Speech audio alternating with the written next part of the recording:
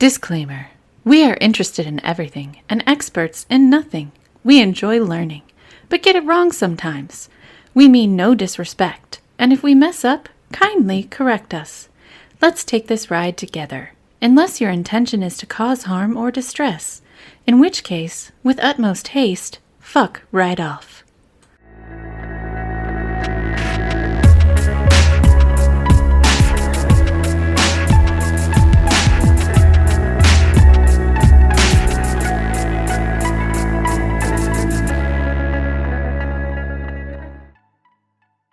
Okay, so I'm Sarah, I'm Roxana. and it's Roxana's turn. It is. What is your trivial obsession this week? This week, I decided to continue on with the Burr spooky season because for me, as soon as it gets cold, I don't give a fuck. It's Halloween season. So I'm doing Shrunken Heads. Yes!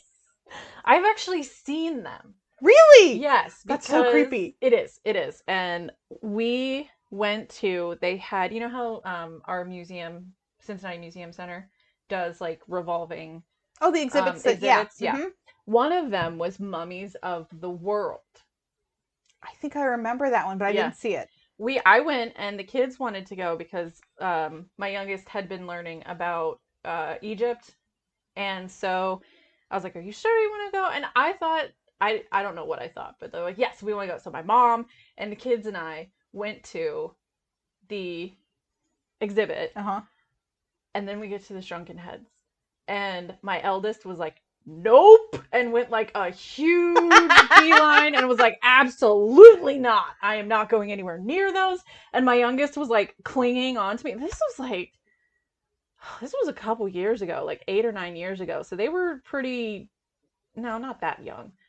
Either way, they were younger. And yeah. Liam was like, hell to the no. Did not even go near it. Refused. Look, I think that's actually a fair response. Oh, it is. Yeah. And Devin's like, I want to see them. And we went over there. I want to leave now. I want to leave this section right now. So it was intense. It was intense. They also had a bog body.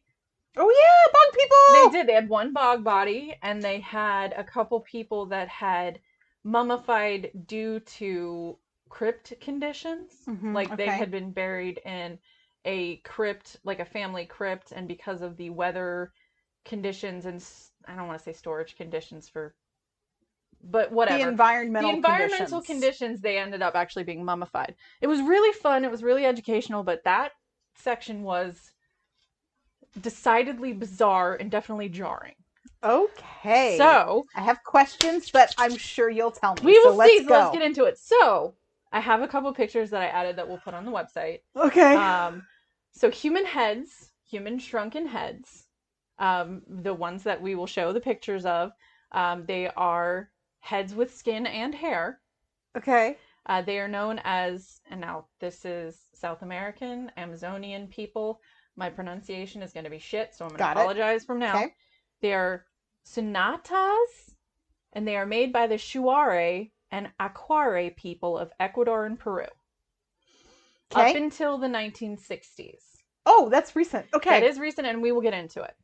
So, what exactly is a shrunken head? Yeah. So, shrunken heads, or the Tusantas, were made by the people who live in the rainforests of Ecuador and Peru. The process of creating a shrunken head, because when I was little, I did not realize. I was like, how did they shrink the heads? Just how? And I want to know how. I deeply want to know how. Involved. The skull is not involved. They take the skull out? They take the skull out. Oh, well, that'll help. Yes, because you really can't shrink bone. Right? I'm so confused. Like, how does this work? They make an incision.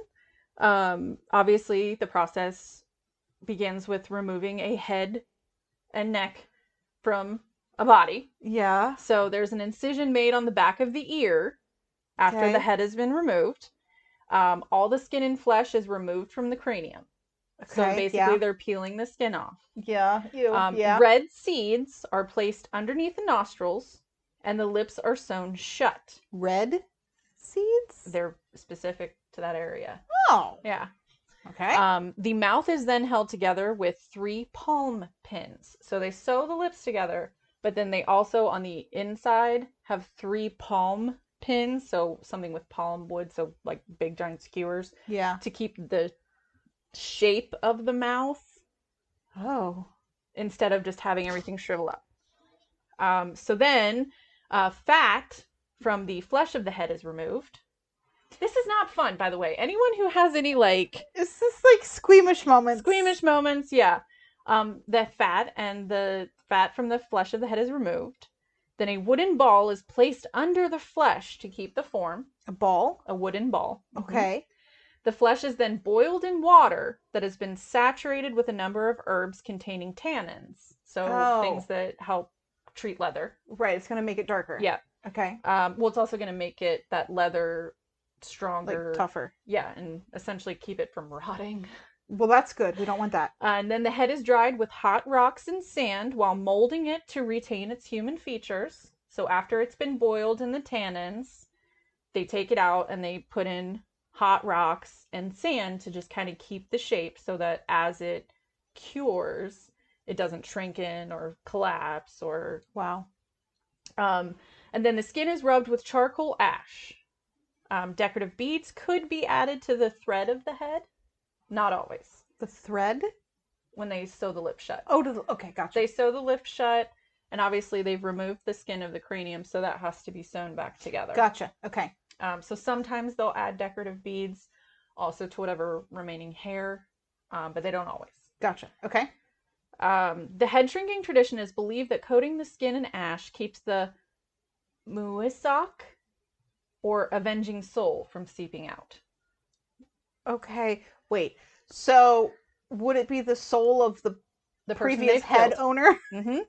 They want to avenge this process? Well, obviously, because they've been killed. They want to get revenge for being murdered. So this is a murder thing. This is not like a my family member died, no. I want to honor you thing. No, this is a tribal practice, because we'll get into it a little bit more. But basically, they believed that if you trap the soul, yeah, they can't be reborn. No one else will be born. So if we kill you and shrink your heads, your numbers are impossible to grow. Because we're killing you. We have taken this soul out of the world. So this soul cannot be reborn. So they have a reincarnation belief. Yes. Okay. So if they shrink the head and they sew the eyes and the lips shut and they rub it with the ash, the spirit is essentially trapped inside. Whoa. Yeah. And these are enemies. These are not the funerary practice of these tribes. This is straight up warfare. Warfare, okay. And so we'll get into it now. The purpose of taking and preserving heads of enemies was to obtain the powers that had been located in them. So basically absorbing that person's power. It was not the head that was important, but the deceased man's soul. Okay. The concept of the santas is that someone does not die. If someone does not die, then someone else cannot be born. Excuse me. So if their soul is trapped, they haven't technically died and moved on. Therefore, their spot in the order of things is still taken. Oh, so even if they like physically killed the body, the spirit doesn't quote unquote die if it's trapped in the head. Correct. And therefore, someone else cannot be born. Because the spirit that would take the new body is stuck in the head. It is stuck in the head. Got it. So that's the reason that they're trapping this. Whew. So basically, again, if we kill all your warriors and we have them trapped, you will get no more warriors because we have trapped them all in the order. Someone else cannot be born. They're waiting to be born, but they'll never die because they're in these heads. They were always warriors? Well, they didn't take them it's usually trophies that they've won in battle. Okay. Now, I can't say that they'd always be warriors, but we'll get into it lower about false shrunken heads, and we'll get into why. Okay. But the known ones that are false are the ones that are female. Gotcha. So okay, it just happens to be, this is warrior. This is the conquering, essentially. Okay, so not 100% certain, but fairly confident that they would have all been male. They would have been if they were battle. The real ones. Yeah. Okay. If in some type of battle head to head, or you're going into that village and you're taking out the ones that would be an enemy to you. a woman and child could still fight, but not as much as a full-grown, trained, battle-ready warrior. Right.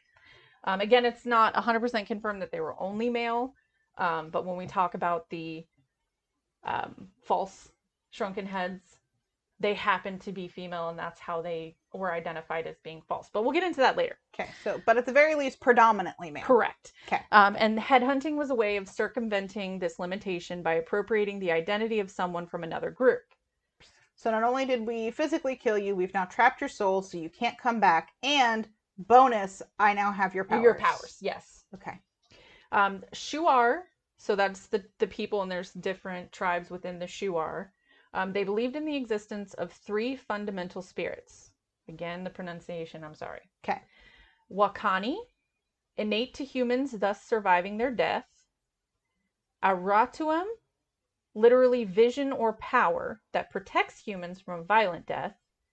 And Usayak, or Uasak, a vengeful spirit which surfaces when a person carrying Artuam spirit is murdered. So the vengeful spirit will come out if that person that has died a violent death was also carrying their power. So if they were a powerful person and they were killed a violent death, then this Muasak is going to come out as a vengeful spirit and say, fuck you, you killed this person and I'm going to get you. That's who they're trying to trap. Okay. They're trying to trap the soul and prevent that vengeful spirit from coming out and enacting revenge. To block a Muasak spirit from using its powers, they severed their enemies' heads and shrank them. This process also served as a way of warning their enemies. Because why wouldn't it? Yeah, no, that definitely would work. That definitely would work. Yeah. I mean, that would freak me the fuck out. Absolutely.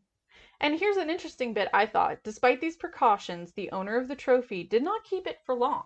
Really? Yes. Many of the heads were later used in religious ceremonies and feasts that celebrated the victories of the tribe. And the counts vary whether the heads were discarded or stored. But the person who collected the head didn't hang on to it for long.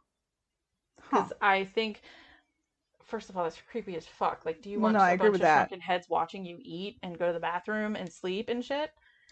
But it does make me curious about that, because if they were trying to, like, claim their power. I think there's absorbing the power through the process. Oh, the process. And then they're trapping the vengeful spirit. Gotcha. And then they want that vengeful spirit as far away from them as possible in case, I don't know, a stitch gets loose. Okay, yeah. When you frame it that way, I'm with you. Yeah. So the process, this is, they're trapping their spirits from moving on. They're taking the heads, they're taking their powers through this process, and then they're trapping that vengeful spirit that would come back to get revenge. Mm-hmm. And they're just like, yeah, okay, now that I've gotten your power, and this is just a big ball of evil, you can go over there. And I never want to see you again. Fair enough. So I follow that logic. Yeah, no, I'm with you. Yeah. So here we go. Again, because white people ruin everything. Now, I say white people, they're called as Westerners or outsiders. It's fucking white people. Probably. It's mostly white people. Colonizers. There are some non-white people, but it's because the white people started it. Right. No, that's fair.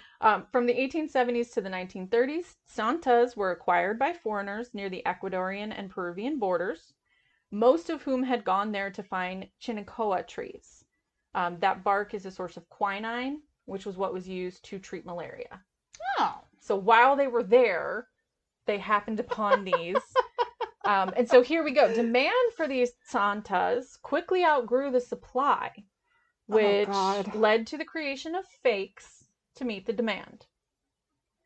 And when Westerners, see there it is, white people, again, created an economic incentive for shrunken heads, there was a sharp increase in the rate of killings in an effort to supply tourists and collectors of ethnographic items. Yeah, there would be. So the terms head hunting and head hunting parties come from this practice. Ew! Yeah. Ew! Yep. I don't want to use that again, ever right? again! I know, we don't ever want to use that. So what enticed the tribes to go head hunting? Apparently it was guns.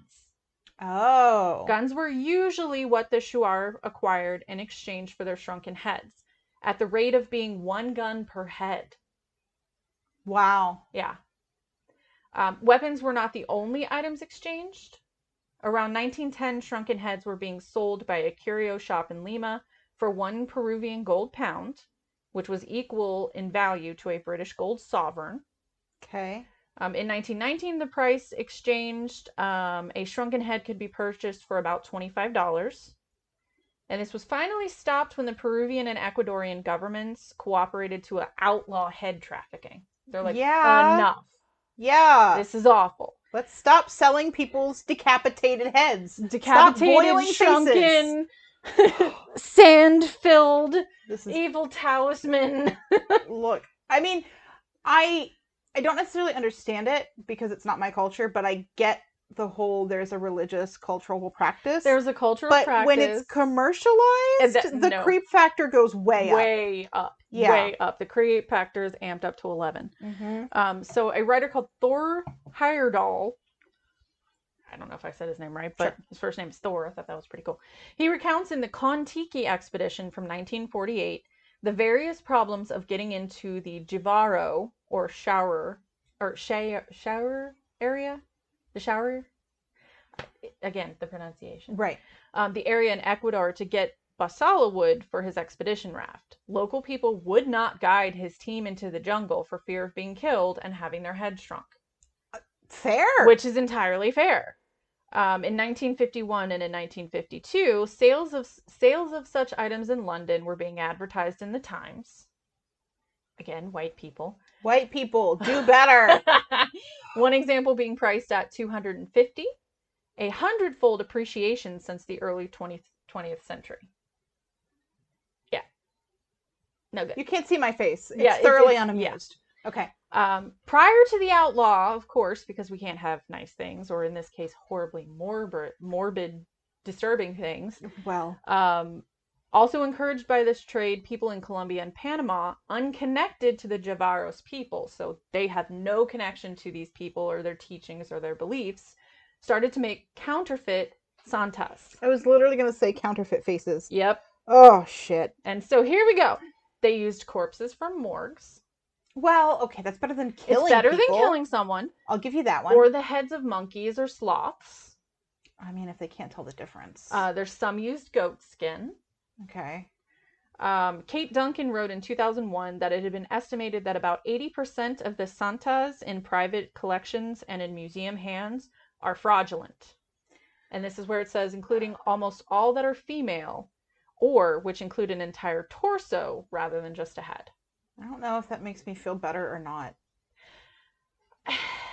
I hate the fact that it had to happen, that it became a go-to item for tourists and Westerners and all this stuff. To the point of counterfeiting, to the point of like, counterfeiting that's kind of gross, guys. Yeah, it's completely gross. But at the same time, it's not a real warrior's face. Like, it could be goat skin, which poor goat, but... Yeah, but that's somehow less disturbing. Yeah.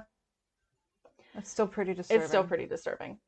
Let's see. I lost my place. Okay, there we go. In 1999, the National Museum of American Indian repatriated? Is that repatriated? Repatriated, thank you. Yeah. Repatriated the authentic shrunken heads in its collection back to Ecuador. Good! As they should have. Good!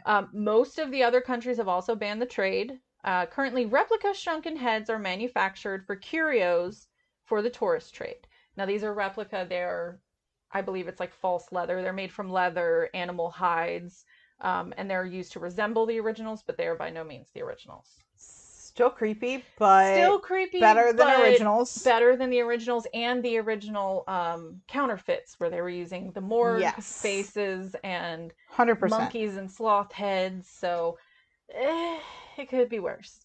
In 2020, Oxford University's Pitt Rivers Museum removed its collection of shrunken heads after visitor protests of cultural insensitivity, which, if we're honest, is like 90% of the things in British museums. Like, they all need to be returned for the exact same reason. But I digress. Yeah, I'm not familiar, but I'm not shocked either. Well, if you think about British being colonizers... Yeah, exactly why I'm not shocked. It's, oh, look at these things from Africa that we have discovered. And by discovered, you mean straight up stolen. And there are many controversial items on display in museums all across the UK that they're like, this was not donated, this was stolen, you need to return it. This was taken during conquering. And if it's not donated or purchased at a price that both parties agree to, then we have a problem. Right. And that actually happened somewhat recently with like a lot of Iraq and Syrian and... I think I heard about that. Yeah. Where they gave them back. They did give them back. Yeah. But a lot of people had been looting after, you know, Al-Qaeda bombing and such like that. And so there was an illegal trade for those antiquities. But anytime they're found, they're usually returned. But still, it's still a problem. And pretty much all of British just keeps like having blinders on, like, oh, we found these on this expedition from 1628. I'm like, after you gave the indigenous people smallpox and looted their graves? Right. But yeah. Smallpox is not appropriate compensation. It is not. Yeah. Neither is colonization, if we're being honest. That's a whole other can of worms. A whole other can of worms. And then we get into the whole archaeology versus grave digging and looting, like what's the line, and that's a whole other conversation. But we can all admit that white people are problematic in these types of situations. Yeah. So that's what I have as far as the history and the application. And then I have several references to Shrunken Heads being in pop culture. Okay. Because a lot of us have run into that. I'm hoping one of these will tell me what this random ass image in my head is of a shrunken head talking. I'm hoping when you say the reference, then it'll click like, oh, that's what I'm seeing. Well, one shrunken head that's talking is the fake... there's the shrunken head on the night bus from Harry Potter and the Prisoner of Azkaban. Maybe? He gets on the night bus and there's could the be driver and the shrunken head is talking to him. Does it have a Jamaican accent? It does have a Jamaican accent. That must be what I'm thinking which of. Which makes absolutely no sense. No, I'm so confused by that. It should be Peruvian or Ecuadorian. Like, why is this in my head? Where did this come from? Clearly this was a counterfeit and then bespelled. So I guess so. Unless it was because it's the Wizarding World. Maybe it was a Jamaican archaeologist who stumbled upon a Peruvian or Ecuadorian battle and lost his head, but because of magic, who knows? Who knows? It was just a weird image in my head. But yes, that was the first one that popped into my head when I think of Shrunken Heads is that scene from the Beetlejuice movie. Oh, yeah. Okay. Yeah. That's on here. So let's go. We'll start from the top. Yeah. Herman Melville's 1851 whaling novel, Moby Dick. Okay. Ishmael meets the cannibal harbinger, Queequeg, as he returns from a day of selling shrunken heads. All right. Never read it. I haven't read it, but it's somewhat inaccurate, but there was nothing would be in unless here. They were in Ecuador. There was nothing in here about the shrunken head people being cannibals, but okay. No. That was also another part of it is, you know, of course, anytime they are doing anything that the Western world feels abhorrent or bizarre or I can't think of the word, but, you know, they'll throw any label on it. Like, yeah. Not only are they doing this, they're also eating people and don't do this. Yeah. Well, there were some cannibalistic tribes, but they weren't cannibalizing living. Correct. And it was a funerary practice for their loved ones. It was seen as a sign of respect. Yes. I learned that in I believe that my was anthropology. Papua New Guinea, that area.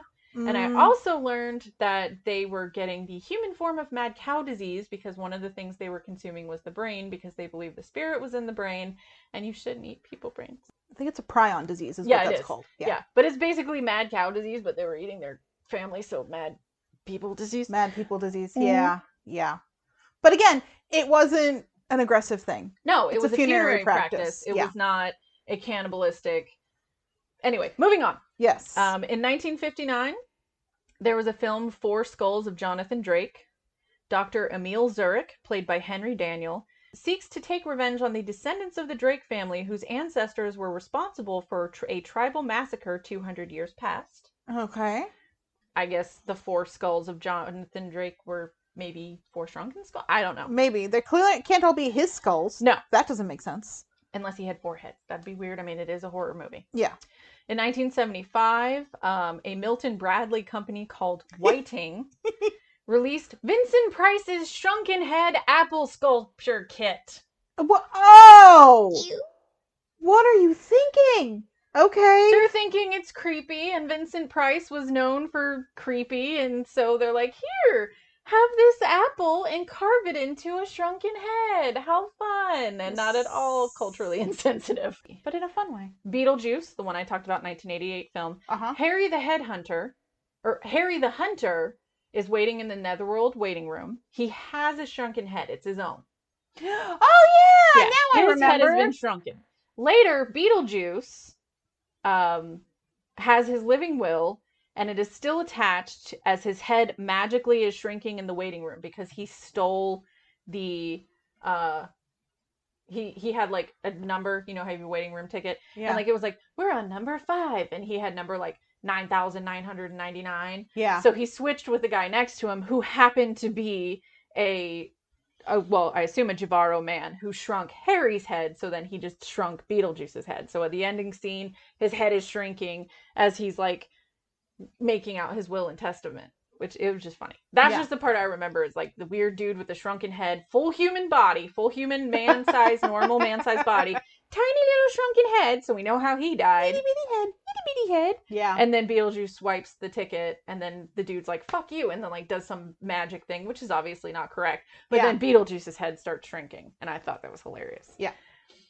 One of the North American television commercials from the 1990 video game Dr. Mario featured head shrinking, as well as a cover of the song Witch Doctor with slightly different lyrics. Oh. A child receives a shrunken head as a Christmas gift in Nightmare Before Christmas. What did Santa bring you? And he pulls out the shrunken head. I forgot about that one. Yep. Yeah, okay. R.L. Stein's Goosebumps, number 39, was How I Got My Shrunken Head. The novel was adapted into a 2-part season 4 premiere of the television series, Goosebumps. Oh, okay. 1990 video game, The Secret of Monkey Island. Shrunken Heads guides Guybrush Threepwood to find a ghost ship. What a name. I know.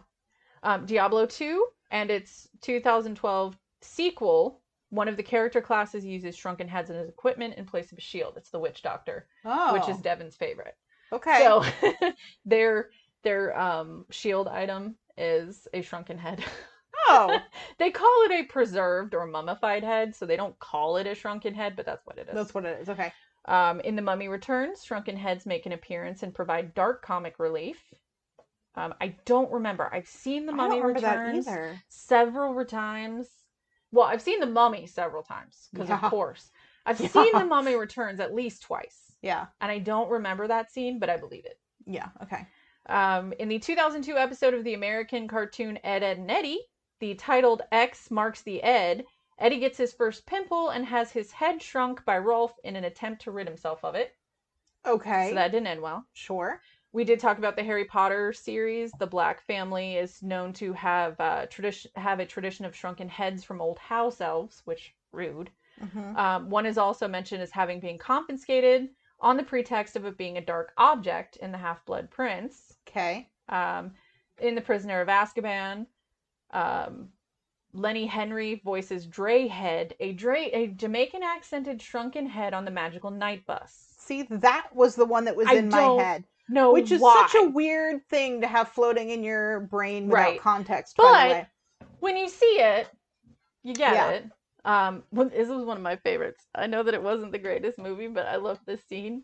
In the 2007 film Pirates of the Caribbean at World's End, Jack Sparrow's father, who was played by Keith Richards, oh my God, shows Jack a shrunken head when he asks how his mother is. So he says, "How's mom?" Shrunken head. And Jack comments, "She looks great."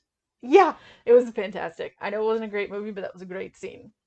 In Princess and the Frog, singing shrunken heads appear as part of Dr. Facilier's legion of voodoo servants during his magical number, Friends on the Other Side, as well as him showing a shrunken head, explaining, "I'm a royal myself on my mother's side."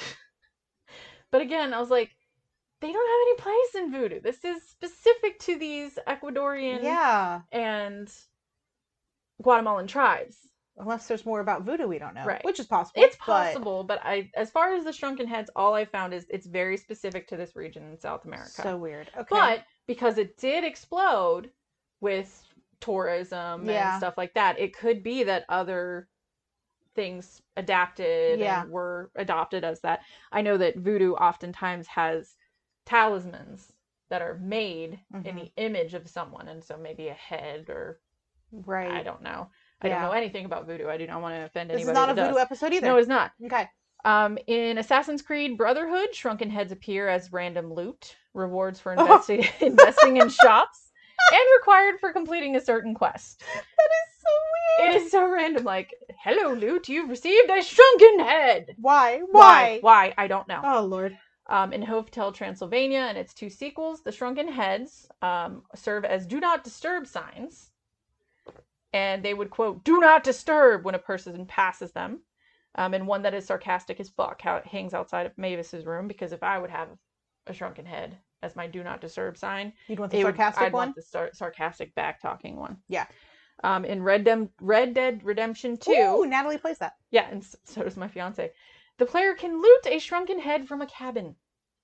What's it doing in a cabin? I don't know. Okay. And then finally, in the 2020 film Birds of Prey, Black Mask shows Black Canary his 2 owned shrunken heads. Like, look what I have. And so that's wow, disturbing. But that's what I got. Okay. Yep. I'm afraid to see the pictures, but we'll put them on the website. Yes. If you enjoyed the podcast, give us a like, share, subscribe on any platform. You can find us on social media. We're on Instagram, Facebook, and YouTube at Our Trivial Obsessions. We're on Twitter at Our Trivial Pod. We have a website, www.ourtrivialobsessions.com. That's where you're going to find our episode bonuses and references. And you can email us at randomqueensobsess@gmail.com. Random. Because we are. Queens. Because we are. Obsess. Because we do. So you can shoot us an email there with any topic requests for a future episode or anything you would like to add to the conversation. And with that, we will see you next week. Real quick, I said Guatemalan a couple minutes ago. I was wrong because it's Ecuador and Peru. So it should have been Ecuadorian and Peruvian. Not Guatemala. No, I'm not the greatest with Central America, clearly. But clearly. I just wanted to fix that. Okay. Now we'll see you next week.